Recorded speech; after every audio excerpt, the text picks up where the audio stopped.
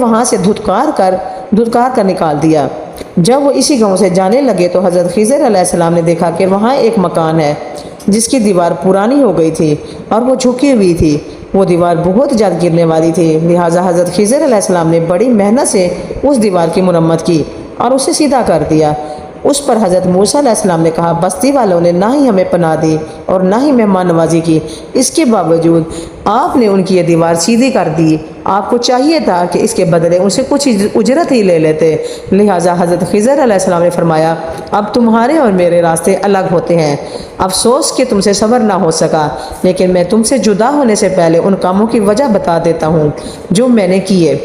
اس کشتی کو توڑنے کی وجہ یہ تھی کہ وہ ملح اپنی کشتی لے کر ایک ایسی جگہ سے گزرنے والا تھا جہاں ایک ظالم بادشاہ کی حکومت ہے، اور وہ ان علاقوں سے گزرنے والی ہر کشتی کو ضبط کر لیتا ہے۔ جب وہ اس علاقے سے گزریں گے تو اس کشتی میں